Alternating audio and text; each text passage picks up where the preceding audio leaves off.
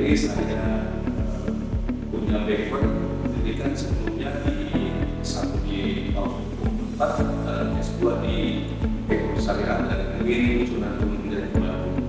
Kemudian untuk pengalaman kerja saya pernah bekerja sebagai bankers yaitu di Bank BJB konvensional dari tahun 2002 sampai 2010 dan di Bank Syariah di Bank BJB Syariah tepatnya dari tahun 2010 sampai 2016. Nah, dari 2016 sampai sekarang saya fokus menjadi pengajar di SD Ekuitas. Kebetulan hari ini saya akan memberikan pembelajaran dengan mata kuliah manajemen risiko. Nah, manajemen risiko ini adalah salah satu mata kuliah yang pernah saya ajar di beberapa tahun, tapi beberapa pelajaran juga saya mengajar tentang mata kuliah pengantar dokumen syariah, kemudian bagaimana dana syariah dan juga tentang pembiayaan bank syariah. Untuk hari ini kita akan mengajarkan tentang materi dari mata kuliah manajemen risiko.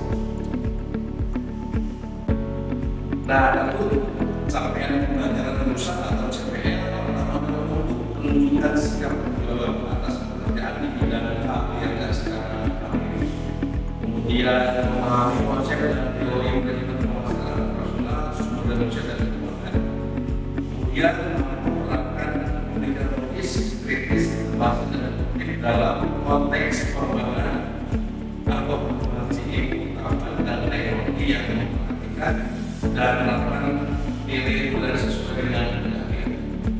Yang keempat, mampu menunjukkan kinerja diri bermutu dan bermutu.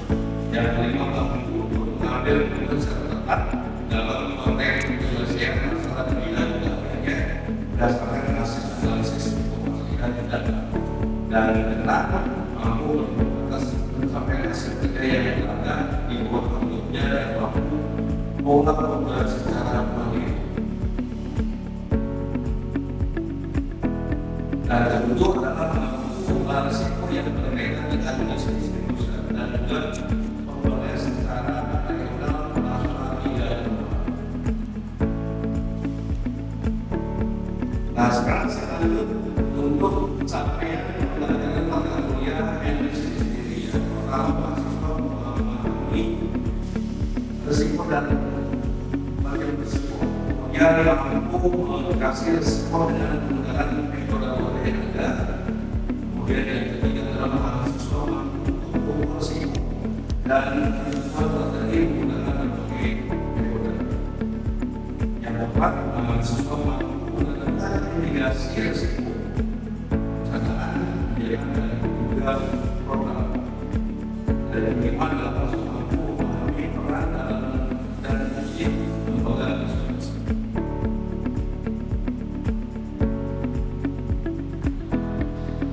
Nah, berikutnya bagaimana metode pembelajarannya?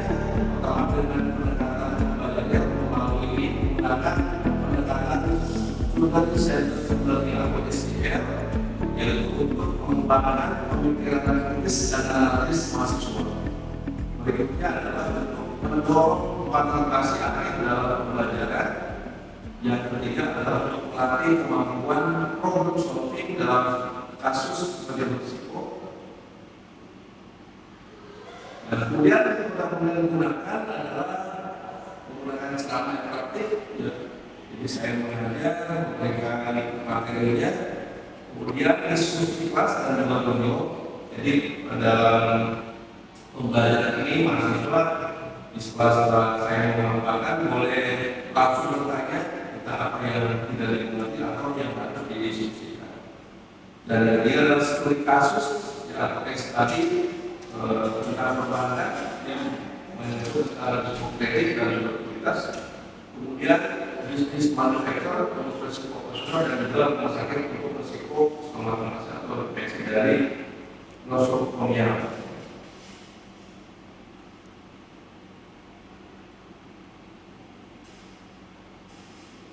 Nah, kemudian metode pembelajaran yang digunakan adalah menggunakan problem based learning atau PBL. Ya, maksudnya untuk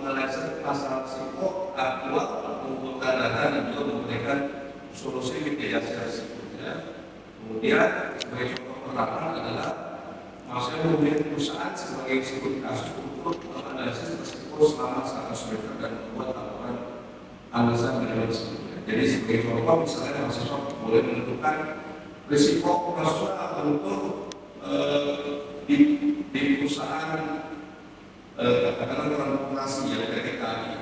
Ini bisa menjadi problem based learning-nya. Atau misalnya menangani risiko langsung di perbankan di dalam BJB misalnya untuk melakukan analisa terhadap risiko-risiko yang muncul di perbankan. Nah, kemudian metode yang paling digunakan adalah dengan yang kelima dengan project based learning. Jadi maksud nanti terakhir adalah menyusun analisa risiko lengkap untuk perusahaan pilihan. Tadi misalnya ada yang PT KAI atau dari BJB, kemudian mengidentifikasi risiko, mengukurnya dan merumuskan mitigasi dengan monitoring, dan nanti akan dipresentasikan pada pertemuan ke-13 dan 14. Saya pikir itu yang menjadi metode pembelajaran untuk mata kuliah penjualan risiko. Nah, kemudian nanti ada penugasan mandiri tentunya dengan membuat ringkasan, kemudian tersebut untuk artikel jurnal dan juga laporan tugas analisa risiko berdasarkan data.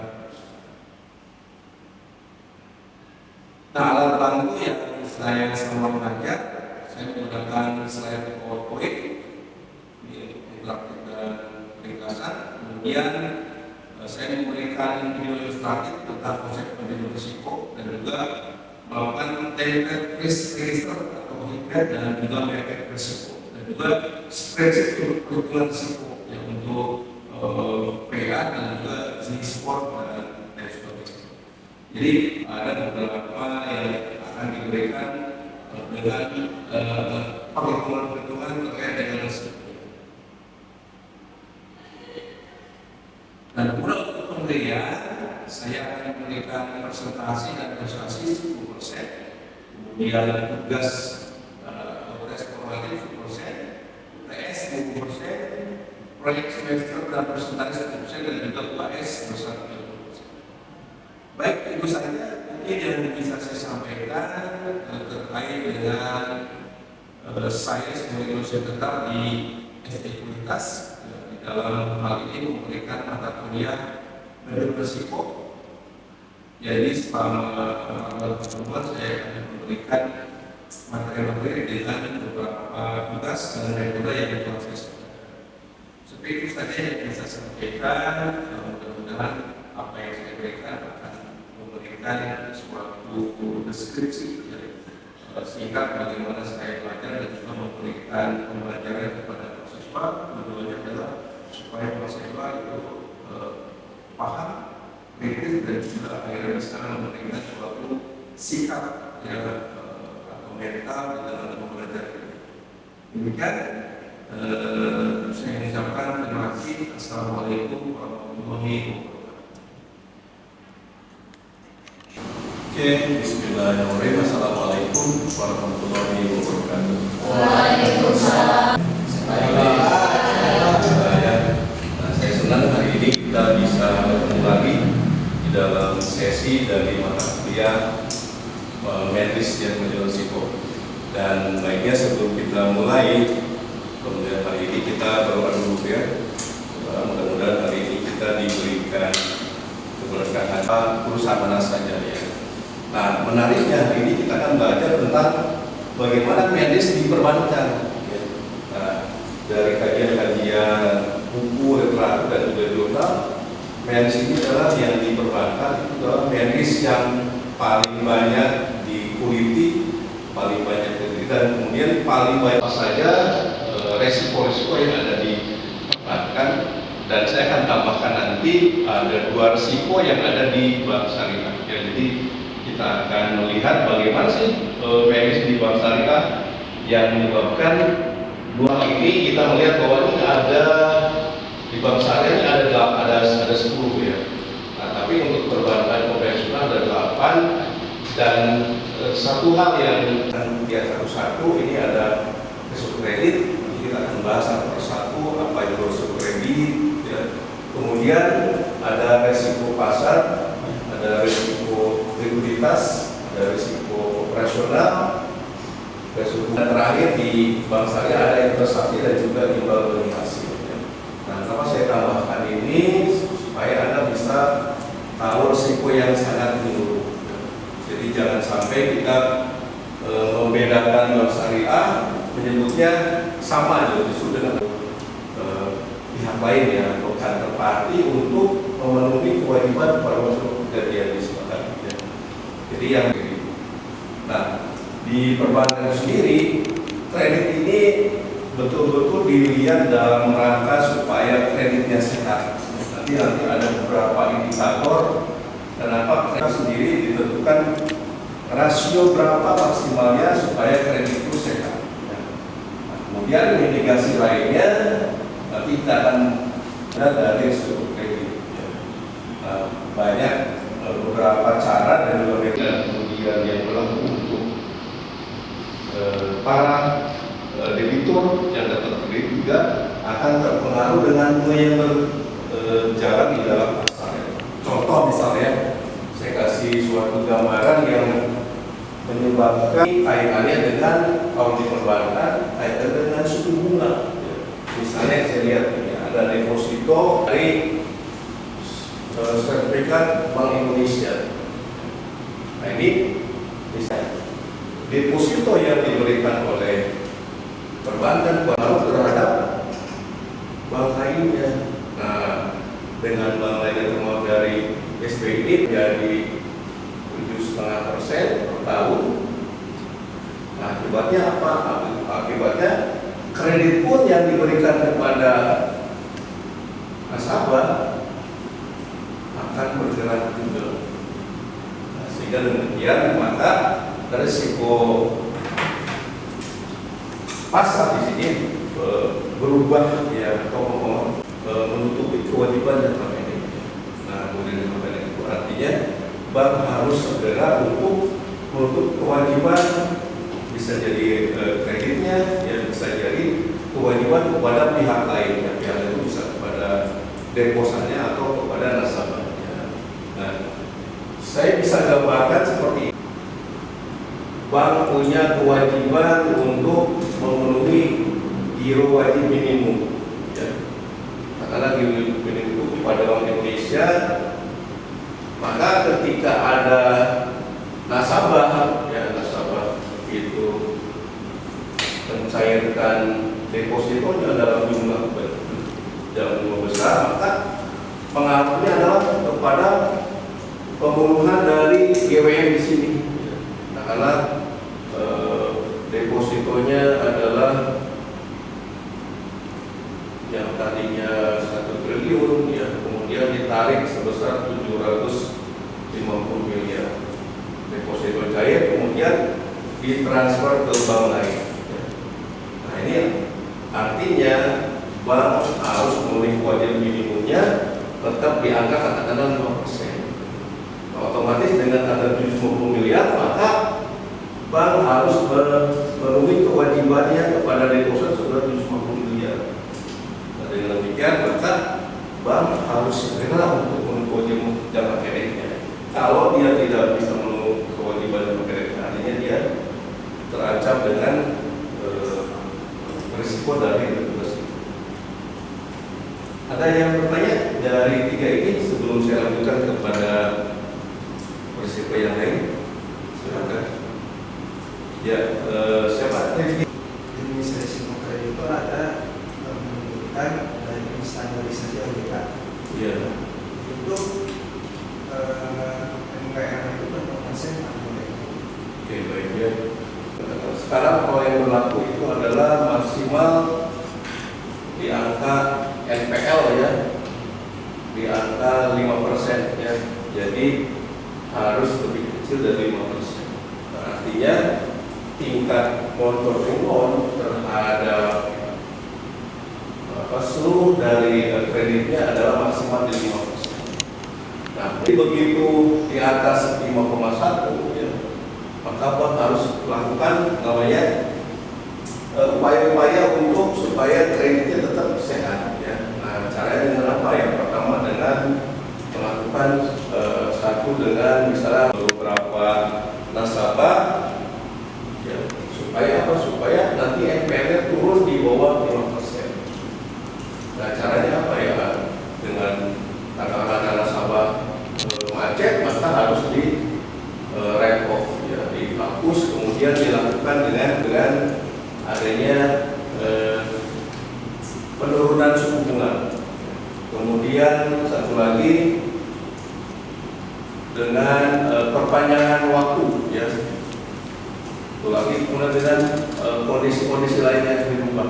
Katakanlah bunga dibayarnya itu saja harus dilakukan supaya nasabahnya bisa membayar langsung. Bisa dimengerti? Ada lagi? Nah, kalau kita lihat ya, resiko ini kan semuanya juga menjadi suatu hal yang harus diperhatikan oleh perbankan. Tapi kenapa ditakuti? Karena resiko ini tentu harus punya perencanaan cepat, ya. Jadi harus melakukan namanya apa, extraordinary gitu tadi untuk menyelesaikan likuiditas itu. Nah, jadi tadi kalau dibayarkan ini adalah 250 miliar itu harus dicairkan, jadi kembali kita tadi soal itu, maka bank harus segera mencairkan apa yang menjadi asetnya, ya, supaya bisa memenuhi dari 250 miliar. Ya. Kalau dia punya aset yang bisa dicairkan itu, maka dia harus melakukan pinjaman, ya, pinjaman kepada pihak lainnya, bisa bank, ya, bisa dari Bank Indonesia.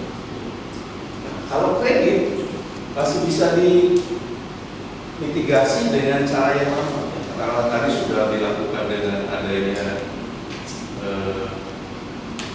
restrukturisasi, ya. Yang tadinya katakanlah 5% pun itu bisa diturunkan lagi, ya, di angka 4% dan seterusnya, ya, 3%, 2%. Nah, sehingga demikian maka risiko itu yang paling menakutkan, ya. Nah, Anda bayangkan kalau Anda ditarik semua dananya oleh nasabah, maka sehingga tidak ada waktu lagi untuk bisa bernapas, ya. Jadi harus segera dilakukan, jadi harus extraordinary. Nah, kalau di likuiditas, di kredit dan pasar harus bisa dilakukan dengan cara yang dilakukan tadi. Baik, kita lanjutkan untuk resiko berikutnya, ya.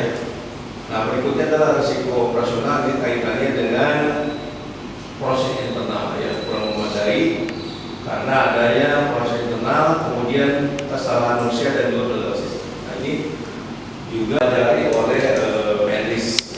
Nah, termasuk di dalam hal ini adalah risiko operasional di perbankan. Contohnya apa? Risiko ke sistem. Misalnya adalah ada perbankan yang core sistemnya terkena virus. Kemudian ada beberapa misalnya kesalahan manusia yang melakukan fraud, ya, melakukan manipulasi sehingga pegawai bank itu sendiri.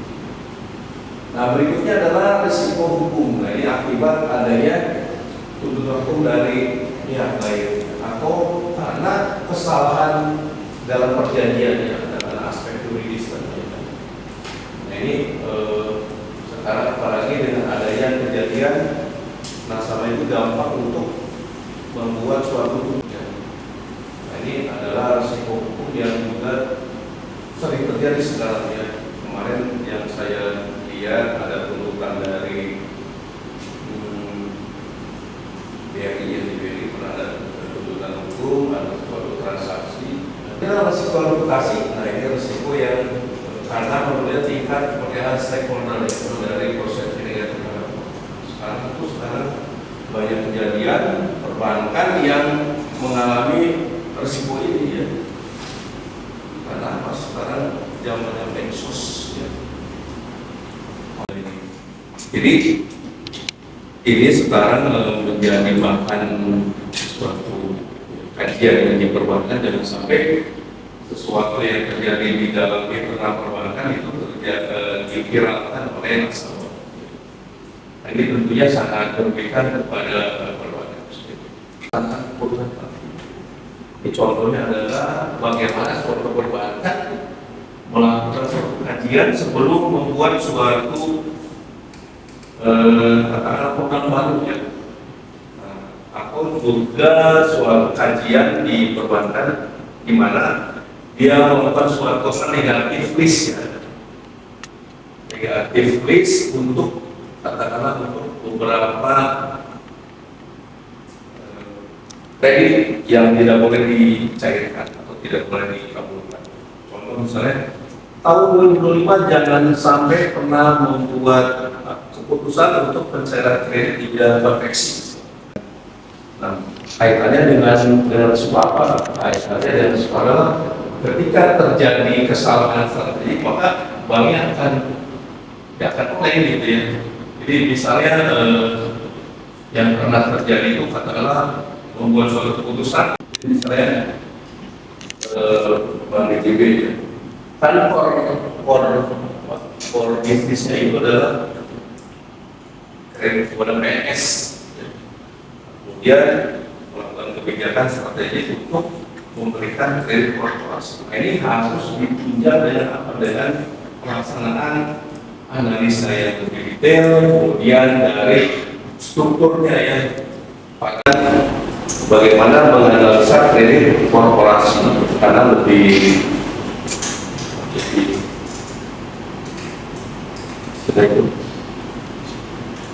kompleks ya di dalam menganalisa.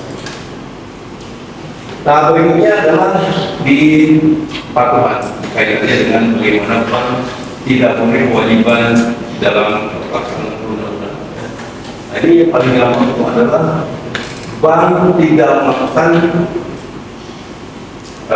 laporan itu tidak sudah melakukan suatu pelanggaran terhadap kepatuhan.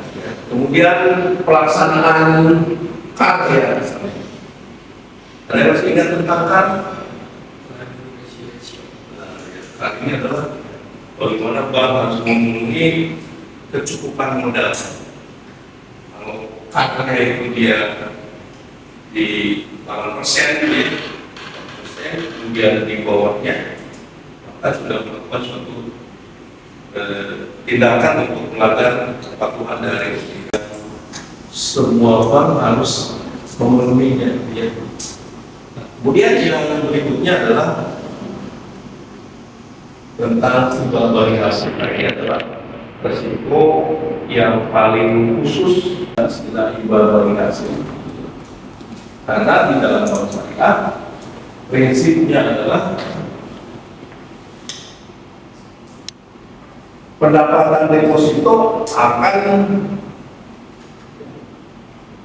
deposito itu akan dipengaruhi oleh dari pendapatan pembiayaan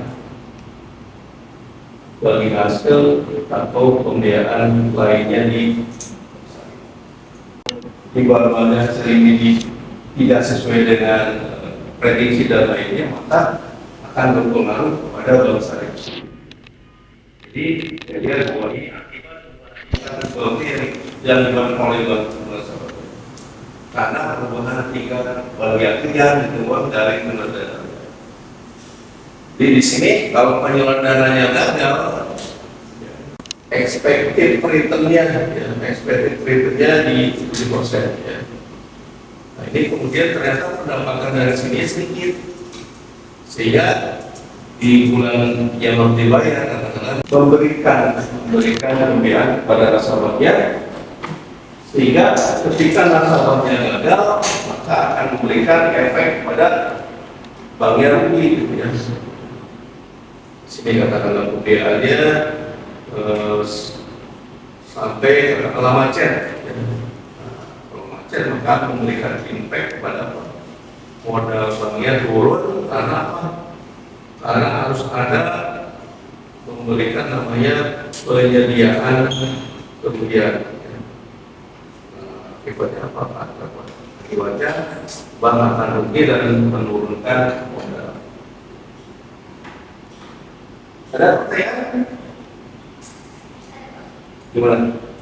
Yang tadi dari risiko reputasi Ya. itu kan kalau di zaman sekarang itu sangat ancaman bagi saya pada bank tersebut, apa yang dilakukan bersama bank untuk memulihkan rasa kepercayaan sama itu.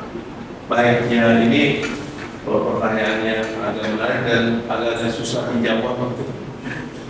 Karena sifatnya ini kualitatif ya, kualitatif itu artinya apa? Kalau kredit kan tinggal gampang rekomendasi atau dengan restart ya. Tapi kalau reputasi ini kualitatif tergantung kepada situasi, tergantung pada kondisi. Ada yang melakukan upaya kemudian karena tergantung kepada kondisi. Contoh ya, kalau yang pernah terjadi misalnya di beberapa perbankan itu dilakukan upaya